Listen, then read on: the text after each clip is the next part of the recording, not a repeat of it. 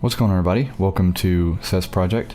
My name is Seth, of course. Today we're going to be going over the initial preparation of a Japanese chisel, of the blade, and we're going to be getting it nice and sharp and super polished. It's not very hard. Luckily I had a pretty flat bevel and a pretty flat back, so this process was very quick, but some chisels that you guys have will take much longer.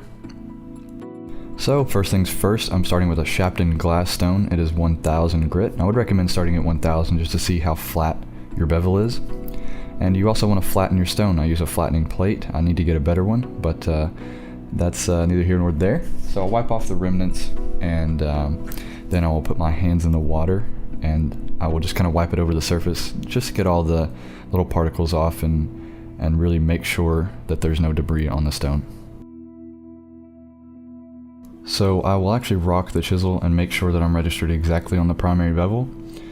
You do not want a micro bevel on a Japanese chisel. It will pretty much ruin the chisel, in my opinion. So you want a dead flat bevel from the back all the way to the cutting edge and from left to right.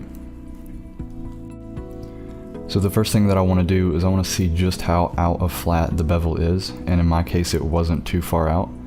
But if it is, you want to go to the bench grinder and you want to grind it out. And I want to do a separate video on this because I feel like this is super important and it can save you a whole bunch of time.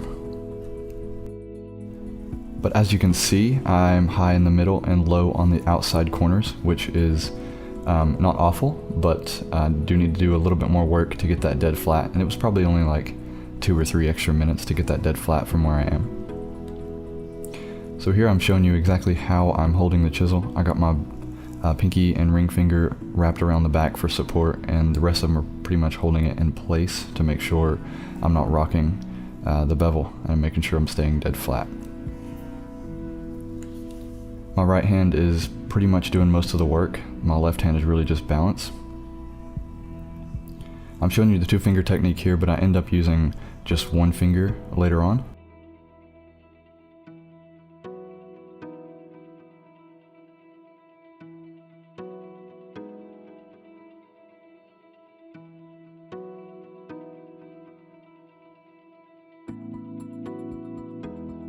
So here I'm kind of showing you how I would flatten the bevel on a bench grinder. I don't use like the round part, I use the side that is flat, and I will register a block on the bottom to kind of get the distance. I'll go much more in detail later on about this, probably in a separate video.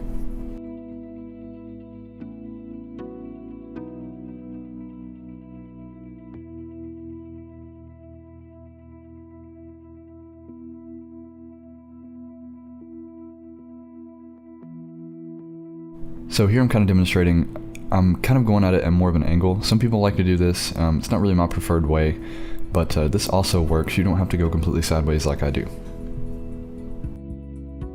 You really want to spend as much time as you can on the lower grits to get this bevel completely flat, because you will find on the higher grits it will be much faster to get a really good polish. So kind of spend more time on these much coarser grits to get it pretty flat. And as you can see, I've still got some low points on the corners, but I'm getting there, and it's not taking me very long.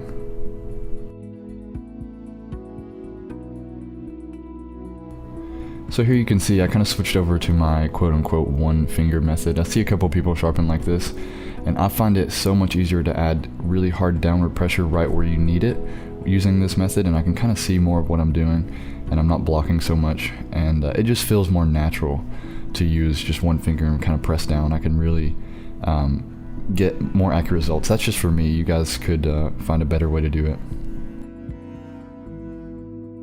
I would also like to mention that I get my chisels and my Japanese tools from a guy named Nobori. The link to his website will always be in the description to all my videos, so if you guys would like to go check him out, make sure to go to the description.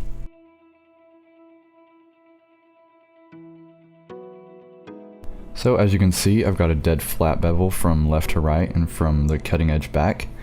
This only took me about 5-6 minutes total, and that's not very much time, so this bevel was pretty flat to begin with. But as of right now, the polish on the bevel is actually pretty nice. So after you get the bevel flat, it's now time to get the back of the chisel flat. And I usually go about 15 mil in from the cutting edge, and I don't flatten the whole back. There's no real point for me to do that because for what I use the chisel for, I don't go past 15 mil. So if you guys are doing like timber framing where you're going way down into the wood, I would probably recommend flattening the whole back, but it is not necessary to flatten the whole back unless you know you're going to use the whole back, obviously. So again, I'm going to be doing just a couple passes here and kind of checking it to see how flat that I am. And like I said before, this chisel came pretty flat on the bevel and the back, so it didn't take much work to get this flat. And yeah, we'll just continue going on 1,000 grit, and then next we'll go all the way up to 8,000 grit. This is my first SHARPEN glass stone, and I really love it, and I wish I'd have got the glass stones from the start, but I got the SHARPEN Professional, which they aren't bad, but the SHARPEN glass stones are my preferred stone now. I really like this 1,000 one, and I will probably get the much higher grits later on. But as you can see, here on the back, I have a low spot in the top and left corner, and it's not very much, but I want this to be dead flat. So I'm going to continue going on with 1,000 grit before I move up any more grits, and make sure the bevel and the back of the chisel are dead flat, because you're going to save a whole bunch of time. Also, I don't know if you guys can tell, but I'm pinching the side of the chisel, and that's kind of like at 15 mil depth, and so that way I don't go past it, but it's not really a huge deal. But the secret to this is to not stay at 15 mil depth the whole time, so don't use that as a guide. Kind of go from 10 mil to 15 mil, and that way you don't create a ridge on the bottom of the chisel.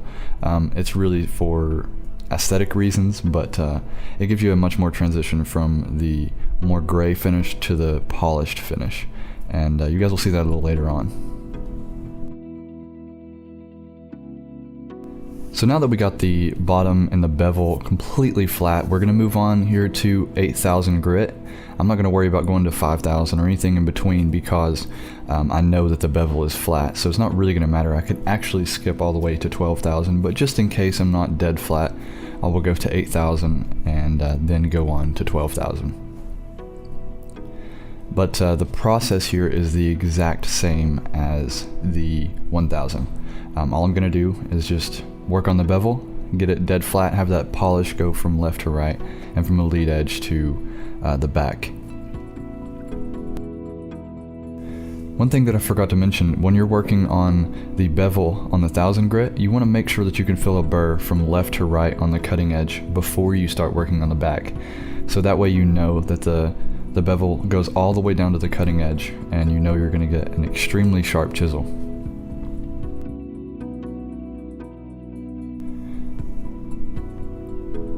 So at this point, it's the first time I really got to see the chisel really polished, and this is only 8,000 grit, and when I go to 12,000, it's like a mirror.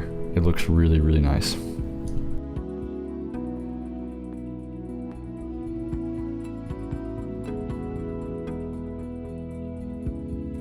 So now here I am on the 12,000 stone, and I made sure obviously that it was dead flat. There's really no need to hurry in this process. You want to make sure that you're being as accurate as you can, because A, you're going to save time in the end is if you stay accurate. You want to make sure you're not rocking that bevel, so just kind of take it slow. There's no reason to hurry. That's when you start getting into trouble.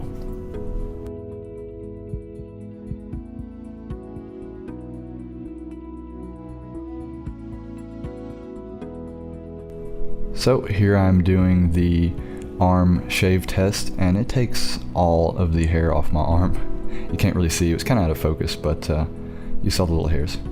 But anyway, there's the absolutely dead flat bevel, super polished. Same thing on the back.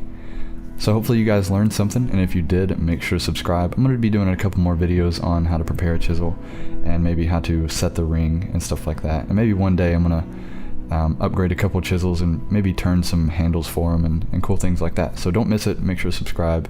If you learned something, make sure to like the video, and I will see you guys next time.